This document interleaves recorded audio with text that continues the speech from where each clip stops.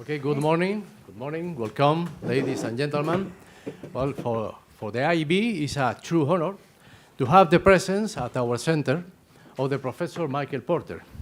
He is the leading authority in the field of competitive strategy. Michael Porter is also a professor at Harvard Business School, one of the most prestigious centers of education in the world, more or less like the IAB, of course. Okay.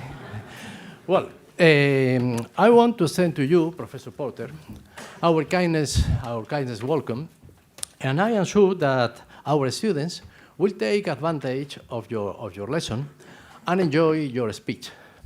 And I am sure for this because we know that your studies and publications are very, very famous around the world. And mainly because we know about your capacity and brilliance of your speeches. Well, in fact, throughout the history of strategy, there has been many important protagonists. Julio César, Napoleón Bonaparte, Hernán Cortés, Pedro Sánchez. It's a mistake. He's a prime minister of Spain. He's a very amazing person. Okay, but in all seriousness, all of them were brilliant, intelligent, if not a bit bloody. But fortunately for us, our guest today is also brilliant, intelligent, friendly, not bloody, I hope. Well, for that reason, as we said before, we are very thankful and honored for your presence here today. Well, I don't want to prolong my words. I only want to repeat our welcome to the Professor Michael Porter and request for him a strong round of applause. Thank you very much.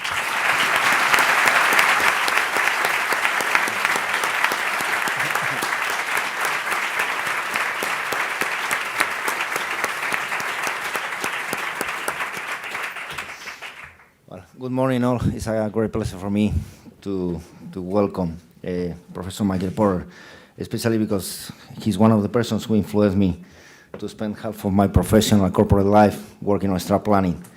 Then, thank you very much, Prof. Porter.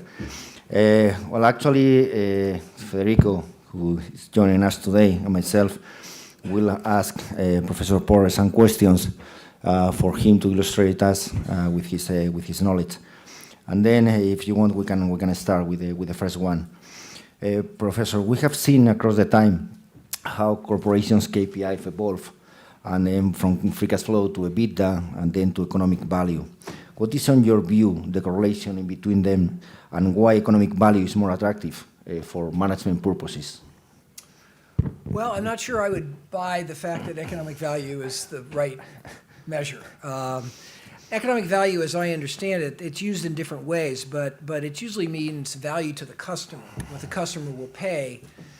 And that's part of value, but the question is, how much does it cost to deliver that value? So you got to look at how much the customer will pay versus how much it costs to deliver, and that then should be the metric. And that's basically profit. So I think trying to do those calculations is a little bit complicated and maybe a bit confusing. I think that we believe that the most fundamental measure of success of a company is various measures of return on capital employed. That we can't just worry about the profitability, the margin. We have to capture the utilization of capital. And one of the things that we see today that has become really a very prominent driver of value is what's called asset light. You've probably heard of asset light strategies. That's where you find creative ways to reduce the amount of assets required to actually deliver your product or service. For example, Apple is legendary at this. What they do is they stretch out the payment to their suppliers essentially longer than it takes for the payment from the customers to come to them, so they actually can operate with negative capital.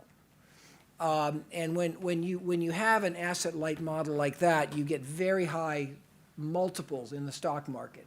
You know, Amazon is a little bit like that as well. So now, there's some other good concepts. I mean, I think EVA is a pretty good measure because it really does take into account not just the profitability, but also the cost of the capital.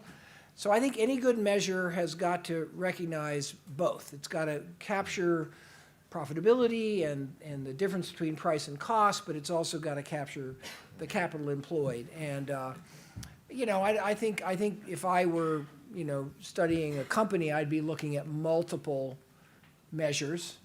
I'd also be looking at market capitalization, you know, how the stock market is valuing the company, which has to do with how the investors perceive the value. And I think all those things, if you compare them and look at them at the same time, you can often get real insight into what's going on in the company and hopefully how to improve it. So it's a very good topic, and there's this constant quest for the magic measure. And there is no perfect measure. It does not exist. It's too complicated. So I think you need to use multiple measures to actually understand. Thank you very much. Professor. It's a pleasure to be with you here. My pleasure. For senior managers, strategy formulation addressed towards value creation would have different focuses. The objective could be to expand revenue opportunities by entering a new market, deciding a growth strategy for a certain product or a certain market, or by focusing on business diversification strategies. How do you develop a strategic business framework based on value creation? Well, I think that's a whole course, which we don't have time for today, but let me just make a few comments there. I think that the first thing that you have to do when you develop a strategy is the management team has to be aligned on that strategy. You can't have different management team members wanting to think about strategy differently. They have to come together and reach a consensus. And this is sometimes challenging. This person in finance wants to do this, and this person in marketing wants to do this. But ultimately, any strategy has to be a unified, integrated way of competing that all functions can buy into and do their part. A strategy is holistic. It's how you put the marketing together with the production, together with the service, together with the branding, together with all the pieces of the business. So every manager has to be aligned with the overall strategy. Now, the key ideas in strategy really consists of two pieces. One is a unique value proposition for the customer. All strategies have to have a different, distinctive way of creating value for the customer than their competitors. If you're trying to compete value in the same way, you have sort of a zero-sum competition. You're both trying to do the same thing, and what happens is your price goes down, and actually the customer doesn't have any choice. The customer only gets one thing. A good strategy starts with a unique value proposition. Do you want to provide, do some customers want more service and more support, other customers don't need it? Those are two different value propositions. And when you're developing a strategy, the idea is not to copy somebody else. The idea is to find a group of customers that have not been served well and design a value proposition for those customers. You know, all great strategies look like that. You know, so the value proposition is really what customers are you serving? A good strategy chooses the customers. It doesn't just inherit the customers. It chooses the customers the company wants to serve. Because you can't serve all the customers equally well. You can't meet everybody's needs. The needs are different. You've got to figure out whose needs you're going to try to meet. So always think of strategy as you get to choose the customers, and rather than just who shows up. You've got to not just take whoever comes and try to serve them. You've got to try to identify who you can serve uniquely well and find them and access them and persuade them that you're the right player. So that's the value proposition. The second part of a strategy is a unique operating model, or what I call the value chain. To deliver a different value proposition, you've got to compete in a different way. You've got to do marketing differently, production differently, service differently. All the parts of the value chain need to be adapted to actually deliver on whatever unique value you're trying to deliver. So again, there's, we teach strategy at HBS, and I've taught that for many years, and obviously we teach by the case method, and strategies, there's no one formula for strategy. There's some principles, but the essence of strategy is doing it differently than somebody else. So strategy is, you've got to invent a strategy. You can't just copy somebody else's strategy. And so those are some of the key ideas. But I do want to come back to the idea that as you go through the process, you're going to have a management team, and different people on the team are going to have different ideas. But at the end of the day, you have to be aligned. You cannot succeed if different managers in the company are pursuing different strategies, or if they're fighting over what the strategy should be. I see that all the time, and it just never works. So, because strategy is essentially holistic. It's about putting all the pieces together across all the functions of the business into a kind of coherent view of how to deliver for this particular customer group or that particular customer group. Excellent, thank you very much. Well, coming back to 1985, you introduced in your book Competitive Advantage the concept of the value chain, you just mentioned it. And then looking at the competitive advantages, we have basically two options: to set yourself apart of your competitors or to have a lower cost base. And then to combine both strategy at the same time doesn't look like easy though. And how is it possible to achieve though through the value chain analysis? So let's all understand the value chain. You all sort of know, you clearly know what that is. It's essentially the set of activities involved in conducting a business. Service, product development, all the activity. And there's a framework for kind of organizing those activities. When you are in a business, you're just doing lots of things. And the value chain is the tool for identifying all those things so that you can look at them, as a group. The value chain is then sort of the fundamental unit to understand competitive advantage. All competitive advantage comes from things you do in the value chain. It could come from product development. It could come from being really low cost in manufacturing. It could come from having the best sales force. It could come from having the best after-sales service. So to really understand value chain, you can't think of the company as a whole. You've got to get down. To really understand advantage, you've got to get down to the value chain, okay? And then you have to have the value chain where the pieces fit together. The way you do marketing reinforces the way you do production, reinforces the way you do service, reinforces the way you develop your brand image. So the value chain is really the plumbing, underneath the overall strategy. And now you mentioned low cost. What we know is that there's two basic types of competitive advantage. One is low cost. And if you can find a way to do something more efficiently than your competitors, not just one time, but because you've got a better model, then that can be an advantage. And if you're lower cost and you can achieve a similar price, you will be more profitable. Again, strategy is about superior profitability. That's what it's about. If you don't want to be superior, you don't really need a strategy. You could do a little bit of everything. But the essence of strategy is superior profitability, and one way to have superior profitability is to be economically more efficient, structurally, to deliver the product at lower cost, okay? The other competitive advantage is to deliver something that the customer will pay more for, and that's what we call differentiation. To produce a product that people value more because that product will help them be more effective at what they do or in their business. So, there's lots of examples here, and it would take maybe too long to talk about some examples, but you can probably all think of companies that are just really low cost, and they pass that cost on, maybe a little lower price, and the product is okay, it's not unique or anything, but it's good enough, and you really like the low price. So, Ryanair in airlines. I mean, I won't go on Ryanair. I hate it. The service is lousy. The airports you take off from are lousy. I don't want to do that. And luckily, I don't have to because I can afford to go on, Iberia or some other airline that has a different way of achieving competitive advantage, which is more on service and kind of providing the right environment for the customer and so forth.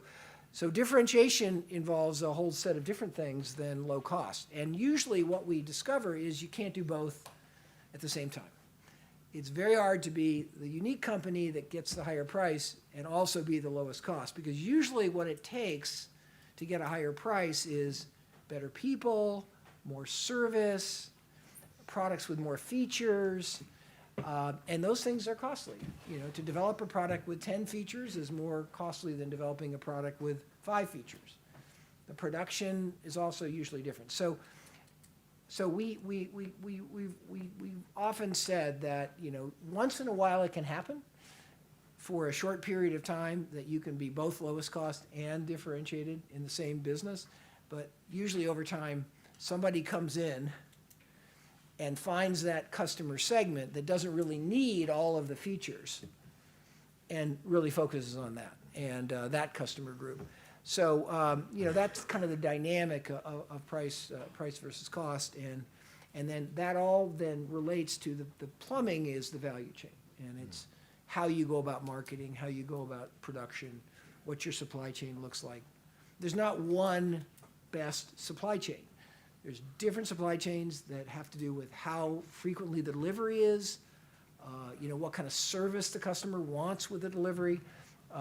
And you can have a very simple supply chain that just shows up and throws the package, with the customer. And you can have another supply chain where somebody provides a lot of support and service. And so, in fact, one of the things we say, and this is sometimes shocking, is there's no such thing as a good supply chain. There's no such thing as good marketing. There's only good marketing for a particular strategy. And the best marketing for this strategy is not the best way of marketing for that strategy. And so I think we have to understand that strategy is putting all the functions together, recognizing the diversity of needs in the market and putting those two things together. Hopefully that, I could go on, but we'll stop. Professor, business succeed or fail based on their competitive advantages, no? And we have seen a number of innovative business practices that have been really milestones, but competitive advantages is evolving real fast. There's been a tremendous evolution in the last 20 years, but what's a bit scary is what's coming on now with these business evolution. What's your perspective of the future we're going to confront? Well, that's a fairly general question. I will tell you that competition is always changing, and that creates new needs from customers, and technology creates new opportunities for doing things, production or whatever, delivery or whatever it is. And what we see is this constant search for something unique, because that's what allows you to succeed. And that unique could be better and higher price, or it could be just what you only need, not buying too much. Therefore, it can be lower cost. And these things, and there's this constant process. And there's no, in any economy, there are thousands of different ideas for strategy that apply in different industries. And companies are always coming up with a new innovation or a new idea about what's a space, what's an opportunity that's not met. And one can't really generalize about what strategy innovations. Every strategy is different if it's going to be successful than the competitors. Therefore, every strategy that's successful is an innovation. Nobody's done it quite that way before. So entrepreneurs are always looking for the unmet needs. They're always looking at the way to use technology differently. Two of the things that we see really very, very important today are one point I've already made, and that is the concept of asset light. This is a new insight about competition and the asset-light model, that is, you use as little capital as possible, find creative ways to not have to use as much capital. If you can find that in an industry, you can often find a new space, which allows you to, achieve really high returns on capital. You know, if you don't have to use many assets, then your capital return is very, very high. So asset light is one of those things that's affected a lot of industries. Another one, and more broadly, I think the thing that's had the most impact on strategy ideas lately is information technology, is the whole digital transformation. In virtually every industry, you can do things differently with digital technology than you could before we had the level of expertise we have now, including the smart products that have sensors and create all this new data. I just gave a speech at the big event here on the next frontier of digital, and that is augmented reality. I don't know if you all know what that is. But augmented reality is where there's a different interface between the digital information and the human. And right now, the problem with digital is the way you get digital is you have to look at a computer screen, and it's flat.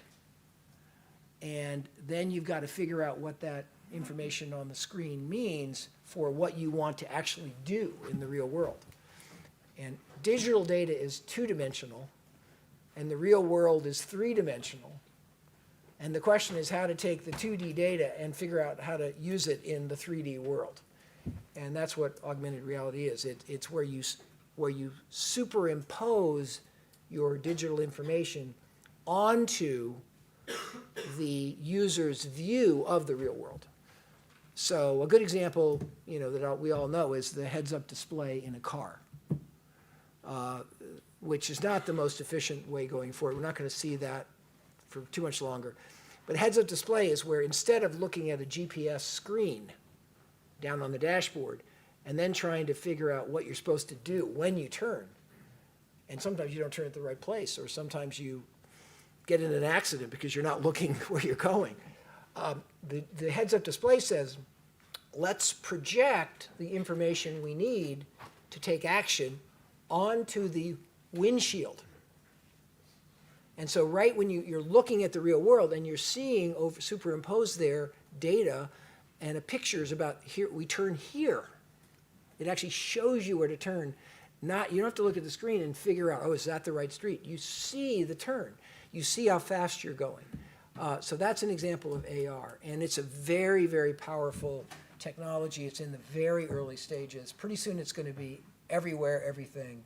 That's the way we're going to link the digital world with us, the humans. If you go back in history, the interface between humans and products was mechanical. You get in the car, you want to turn on the radio, you look at your dashboard, there's a switch, and you just go click. I loved it. Now you go into a car, and because it's all digitized, you have a graphical user interface. And you've got all these buttons and stuff, and frankly, I can never figure out or remember how to turn on the radio. Because there's so many options on the graphical interface. That's one of the strengths. You can have a lot more control options, but the presentation on a 2D flat screen is not really very helpful for getting the user to actually do what they want to do. So we're gonna have a world of AR where, for example, you walk into your kitchen, with your, and you're going to, by the way, AR is going to, the interface is going to be this. It's going to be just a pair of glasses like this. And those glasses are going to have the capacity to overlay data. And they're also going to have the ability to listen and to talk. So you're going to walk into your kitchen. You're going to look at your refrigerator. Your refrigerator and your glasses are going to recognize your refrigerator. And then the refrigerator is going to start communicating with you, and it's going to show you some basic information. The refrigerator's at this temperature, everything's working normally, And then, you might say, well, do you have any milk? And your refrigerator will say, no, we ran out. But it'll say it through this digital information. It might even speak it. So the way we're going to interact with everything is going to be through this mechanism. In fact, and this is a radical thought, don't freak out, smartphones may be obsolete. Smartphone is a very inefficient typing and looking for what you want, as opposed to glasses that connect to whatever it is that you're interested in and need information to do. So we may, and that's why Apple and these companies like Apple are literally in a panic about augmented reality, and they want to try to play in that world. And so right now the big race is about the glasses. Right now we don't have real light glass. We have HoloLens. Have you heard of HoloLens? That's the Microsoft. It's kind of a headset. It's like having a diver's mask on. It's heavy. It's sort of like goggles.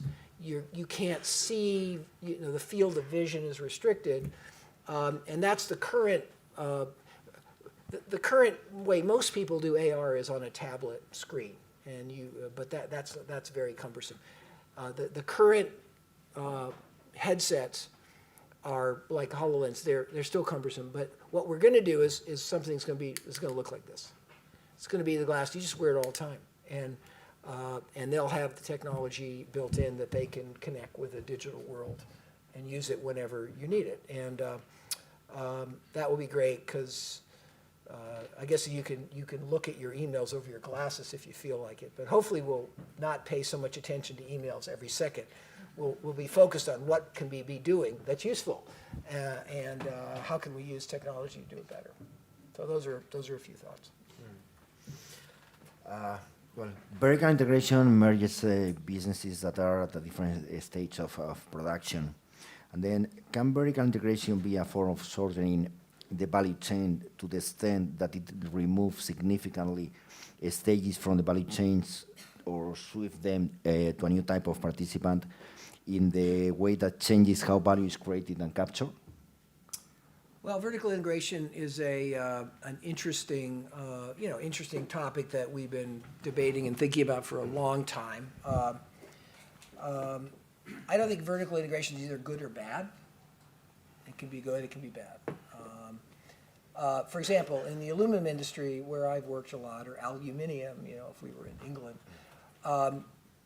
it used to be that the firms were all vertically integrated, all the way back to the mine, and then they did the mining, and then they did the bauxite and the smelting and all that kind of stuff, and then they had their own marketing, and so there's a full chain. Everything you could do in that whole field was done by the aluminum company. What we learned fairly quickly was there was really no advantage of being vertically integrated.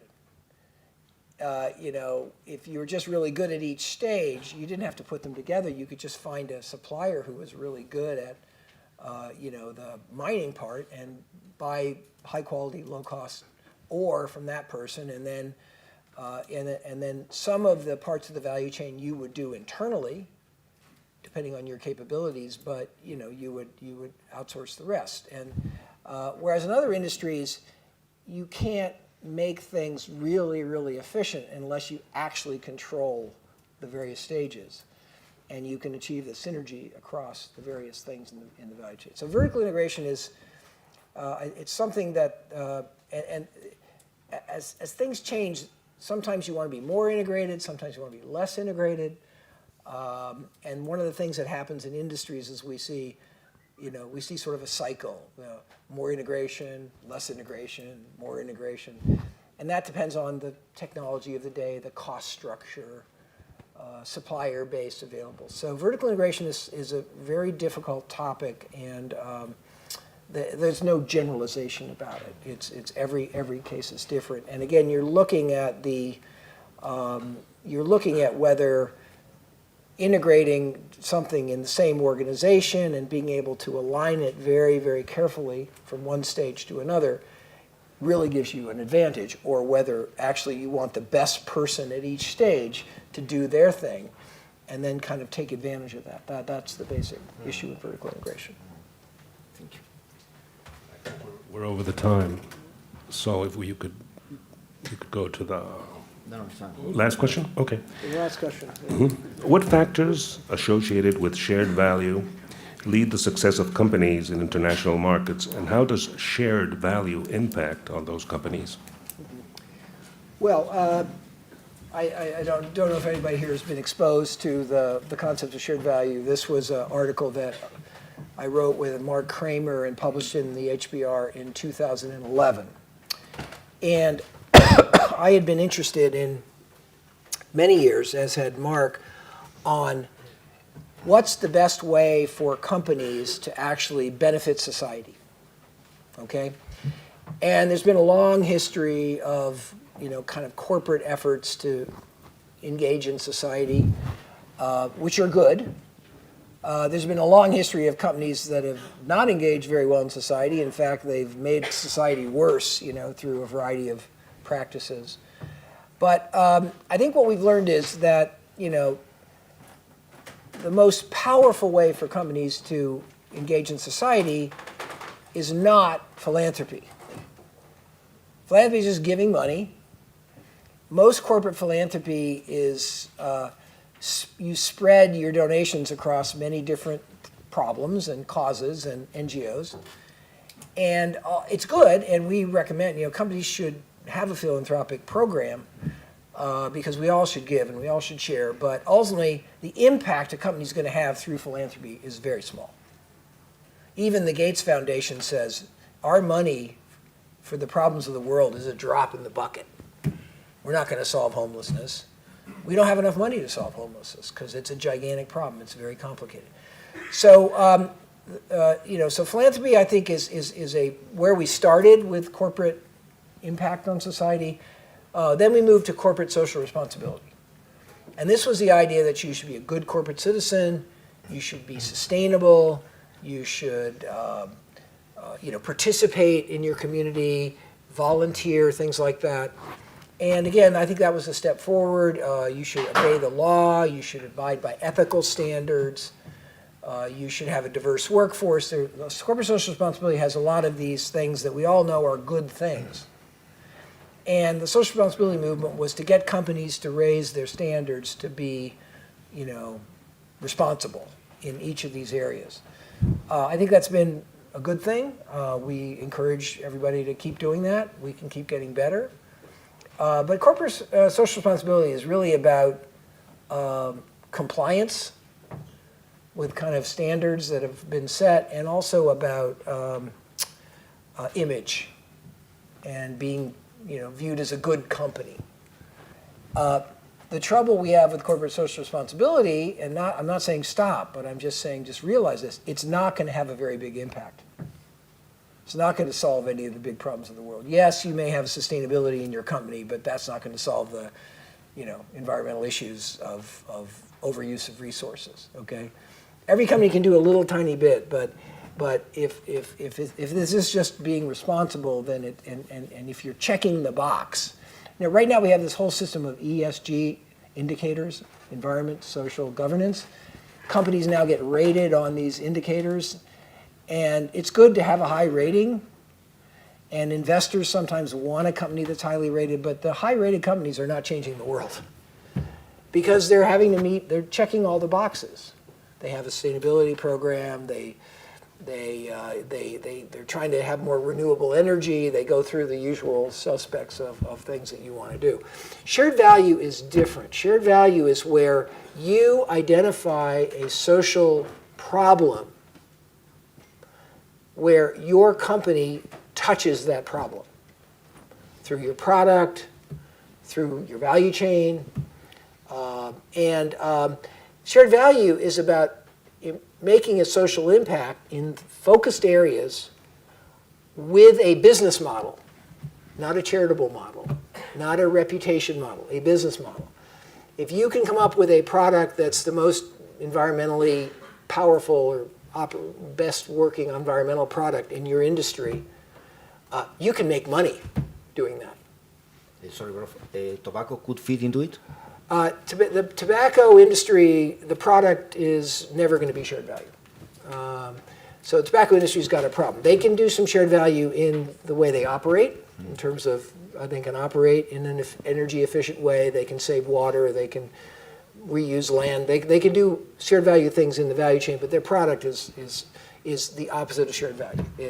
It's a product that serves the company's profitability but actually harms the customer. And you know, we got to stop that. There's a lot of that that's happened. But shared value is about finding ways in which your company in your business, given what you do, can actually tackle an important social issue, whether it's poor education, or whether it's health, or whether it's environmental issues in particular fields, or whether it's lack of affordable housing, or whatever it is. And build a business model to deal with those social issues. And the magic of shared value is, if you can do that, you can infinitely scale. If you can help one person, you can help 1 million, because you don't have to keep getting more money from the government or more donations. You know, it's a self-sustaining way of social impact. So I've just scratched the surface there, but I think the shared value concept was, I think, first of all, a next step in thinking about how to be more effective at corporate social impact. But it also represents, I think, something much more than that, because what we're finding is that the competitive advantages now that are obvious have already been thought about. That actually these shared value-based strategies, serving a customer group that's never been served before, but finding a way to do that at a profit, maybe a low-income group.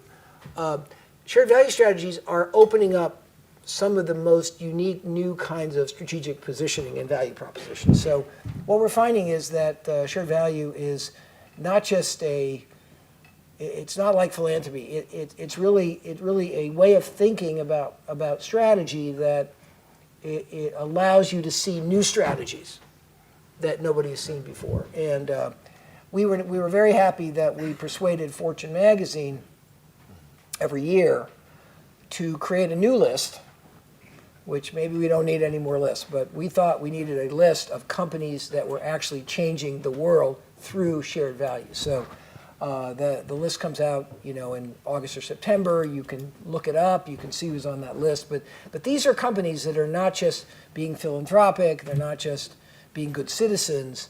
They're actually really moving the needle on renewable energy, or on, you know, health for low-income people, or nutrition and food.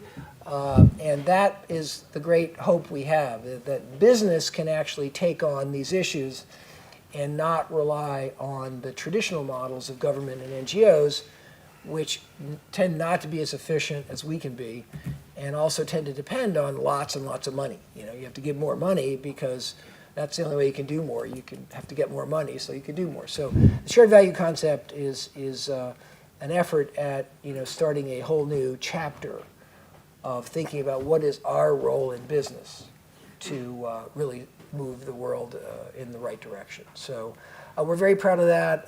This is something I work on a lot. It's interesting to see around the world, there are now more and more shared value prizes. There's one in India, there's one in Japan, there's Australia, where there's a process to select companies that are doing this and publicize them and try to get more companies thinking this way. We have whole organizations of businesses in various countries that are organized around the shared value movement. So I think we're seeing a lot of interest in this idea on a global basis, and we're just hoping that there can be more and more and more, because the more companies are doing this, the better it's going to be for society and issues, social issues, but the better it's also going to be for our reputation and the trust society has in us as businesses. And right now, that is low. We're too often in business seen as the problem. We're making too much money, or we're polluting, or we're doing this or we're doing that. And business now has a reputation that we need to change. And if we using capitalism as the tool make very powerful impacts on particular social issues, I think that will put business back, I think, in a much better place in society, and people will, young people will be much more comfortable going into business, as opposed to thinking that to do the Lord's work you have to be at an NGO because they're solving all these difficult problems. Well, unfortunately, NGOs aren't solving them. They're just making them a little better. Whereas if we in business can invent strategies that are profitable, we can actually solve things because we can scale. So anyway, that's the concept of shared value. That was more than you were probably expecting, but you can tell that I'm very interested in this. And I have just a last personal question. We have seen that private consumption in the last few years has been the trigger for GDP growth. Which? For GDP growth. What's the trigger? Private consumption. Private consumption? Yeah, in many economies. And then, but now consumers have a different way to consume. They have internet, etc., etc. On your view, what is the future on that sense from a consumption standpoint? How can affect corporations? Well, I think we should keep inventing better and better ways for consumers to access whatever needs they want to meet. And so, and the more effective and more efficient those mechanisms are, the better I think will be, and it'll be good for consumers. Consumption tends to be the biggest, tends to be the biggest part of GDP. It's just personal consumption. And to have sustained improvements in consumption, people have to have jobs.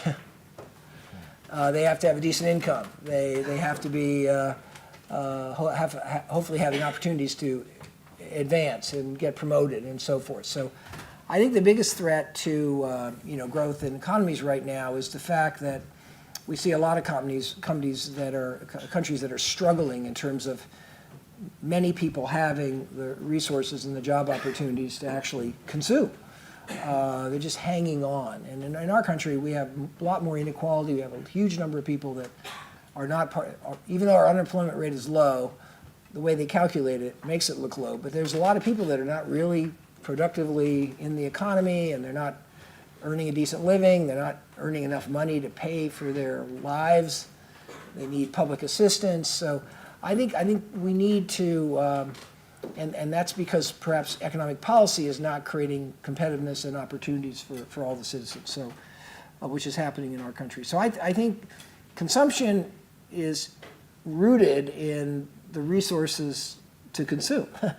And again, it all starts with a healthy economy, with a competitive economy, and the ability for every citizen to be part of the productive workforce and to work productively so they can earn a decent living. And if that happens, consumption is going to be the engine that drives economy. Government, borrowing money, all those things are very dangerous. What we want is to create a better situation, better lives for all our citizens, and if we do that, then I think that's the foundation for an economy that we want. So, good. I guess we're probably out of time or over time, but thank you for having me. It's great to be here, and hope all you students, become the solutions to all the problems that we can all see in front of us, and you have a different mindset than the traditional politicians have, and the traditional folks in thinking about the world. And I think we have another generation that's really quite different coming online, and that's a great hope that we all have. Thank you.